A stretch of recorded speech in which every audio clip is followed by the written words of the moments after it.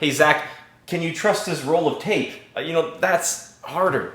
That's harder. The roll of tape goes wrong, they can't fix it, right? A human being at least can maybe try to rectify it if there is a problem. And it's the same thing, a brand. A brand is an inanimate object, and you're trying to get people to trust that right off the bat without attaching a person to it. It's extremely difficult.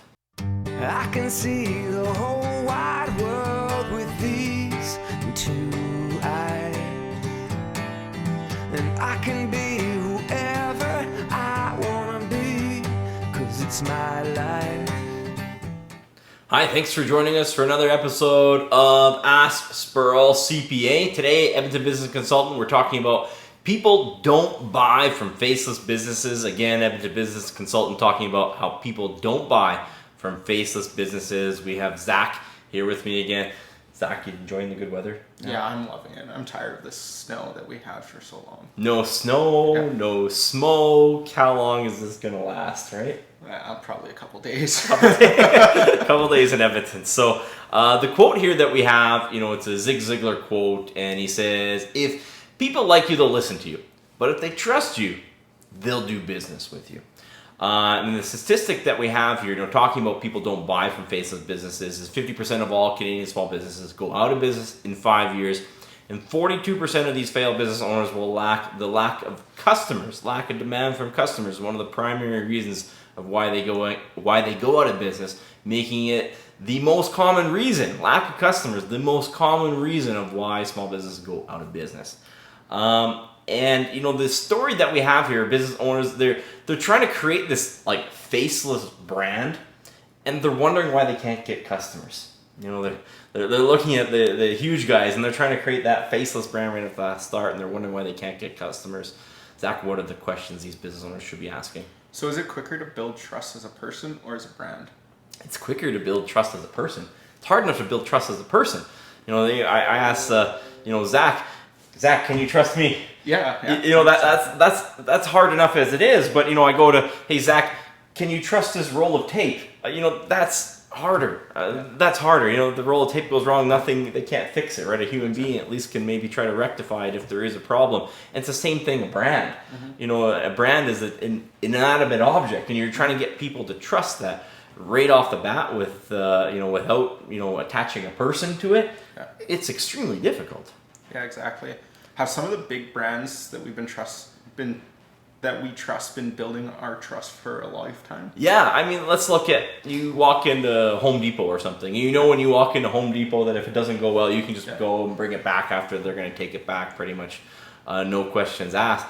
But you're probably aware of that policy for a couple of decades, living with that sort of policy in mind, right? You go to certain places and you buy an Apple phone, if something wrong, they tell you, oh, these are warranty. You don't ask any questions because you've been dealing with Apple for 20 years at this point, right? You've been dealing with Home Depot for 30 years at this point. So you've seen your parents deal with it. So that sort of brand trust takes a long time. It takes an absolute long time. So you're looking at these big brands and thinking that they started there. They didn't start there. That took a lifetime for us to trust at that level usually. Yeah, so can small businesses compete on brand initially? So yeah, it's counterintuitive because often, we want to model after these big businesses, and we see them that building the brand. They're putting their brand out there. They're putting their logo out there. They're not putting the CEO out there all the time. They're not marketing the CEO out there. But at one time, they did march the CEO out there. So initially, small businesses, they're not going to be able to compete on brand. It's going to be very, very difficult to get people to trust that brand as opposed to, trusting another human being, really. Right? The small businesses, they're generally going to run out of cash trying to get people to trust that brand when they could just get the people to trust the key people in the business. That would move the needle a lot quicker initially. Yeah. So how do even big businesses use spokespeople to supplement brand trust? Yeah, so even big businesses that they have, that brand equity or people starting to trust the brand, they still get the spokesperson. They still get the George Foreman promoting the grill.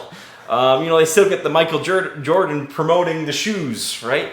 So even big businesses that have that brand equity, they're still putting people and faces attached to them as well. Yeah. And as small businesses, unfortunately, we can't afford Michael Jordan promotes Spurrell and Associates. So that's all you get. You get me. You get Zach. That's all you're going to get here today. But if we don't attach faces to the businesses, we just can't do it. So even big businesses who have that brand equity, just watch what they're doing. They're still attaching people to that brand. They're still attaching faces to that brand. So as a small business, you're up. And if it's not you, it's going to be a very difficult road. Yeah. So what are 3 areas most people will click on a small business website? Yeah, so the areas that they click on a small business website will reflect the fact that this is so important to attach faces on it. Most people see the homepage, obviously, because that's just where they land is the homepage. And there's an overwhelming amount of people who that's all they'll ever see is the homepage. But when you look at what else they actually click on the page, it's very, sometimes they'll click on the services page. And generally the only other page they're ever going to click on is the actual team. They want to know the biographies and put pictures to the people's faces on the team. That's what people are going to click on. People build these big extravagant websites thinking that people are clicking 3 or 4 links in and they have 20 pages of information organized in certain ways.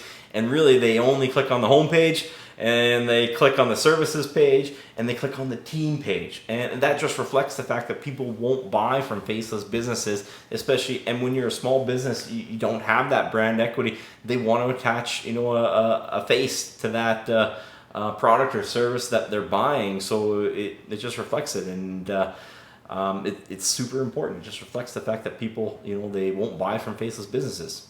So, like most business, probably, what happens if you don't have a strong team or biography page? So if you don't have that team page, generally they're going to go to one of your competitors that has it, and that's the person who's going to get the call. And even if you do get the call, you're less likely to convert it because you haven't told that story. You haven't told who are the people involved in this business. So you're just going to generate less opportunities to sell, and the times that you do get to sell your product or service, you're less likely to convert. So the stats are there. People, that's what they click on small business pages: homepage, service, and the team. And if you don't have that team available, or if that team page is inadequate, you're just reducing the opportunity to sell your product or service. Okay. And will most small businesses run out of cash if they rely solely on brand to sell? Yeah, it's just so long of a road to get there. That most small businesses, the second most common reason is they're going to run out of cash. So even if they have a great strategy to build that brand equity, they're probably underestimating how long it'll take to get there. And they're going to need a lot more cash to get there, and they're going to run out. So we want to start getting that revenue flowing through the door based on the people in the business. Get the customers trusting the people in the business. That'll move the needle quicker in a shorter period of time. Yeah, so do even big businesses struggle to keep customers when key people or staff leave? Yeah, so even like big businesses, you get like bankers and investment advisors, and they're working for Scotiabank, and the minute they switch over to RBC, even though Scotiabank has a ton of brand equity, people know who they are. You've been seeing the commercials since you were a kid. You can recognize the logo from anywhere. The S, right? And people. Even they have that brand equity, that advisor you're dealing with at Scotiabank moves to RBC, a lot of the customers are going to follow along with them anyways. So even big businesses struggle to get people to do business with the brand as opposed to the actual person in the business. Okay.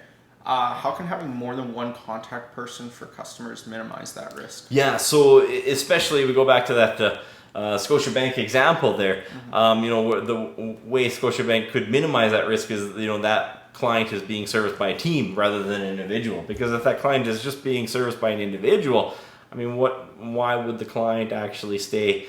They're not getting any value from the rest of the team there.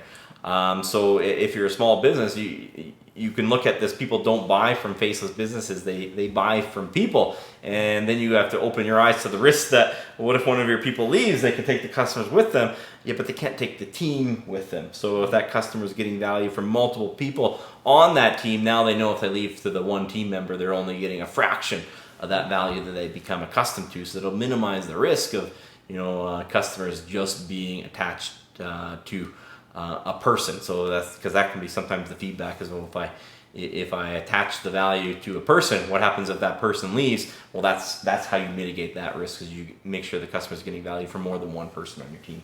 Okay. And the last question I have here is, can you eventually transition personal trust into trust in the brand? You can. I mean, that's the goal, ideally. Ideally, you want the goal to be, to move that trust to the brand. The key thing is that you just don't start there. Because if you start there, if you try to be that nameless, faceless business, you post that website up and you don't have any of the team members on there, chances are the phone's not ringing. And if it does ring, they're not going to have a lot of trust there. They're not going to want to do business with you. Mm-hmm. You're going to have to be the cheapest guy on the block.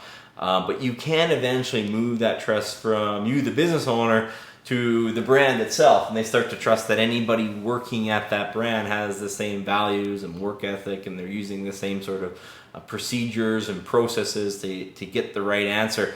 So you can eventually transition the trust to the brand, and that should be the goal. But it should be the long-term goal and not the short-term goal. I mean, that's something, hey, 5 years down the road, 10 years down the road, I'm going to have this sellable business, and there's going to be people who are loyal to the brand, and I'm going to be able to sell it. Because if they have that loyalty to the brand, you can sell it as the business owner. A new business owner can come in, and the customers are going to stay because they are loyal to the brand itself. So I think that's what we have here today. As always, we look forward to reading any comments that you have so we can respond back and possibly use your input for future videos. And as always, please hit the like and subscribe button so we can continue to deliver you tips on how to beat the odds at business. Thanks very much.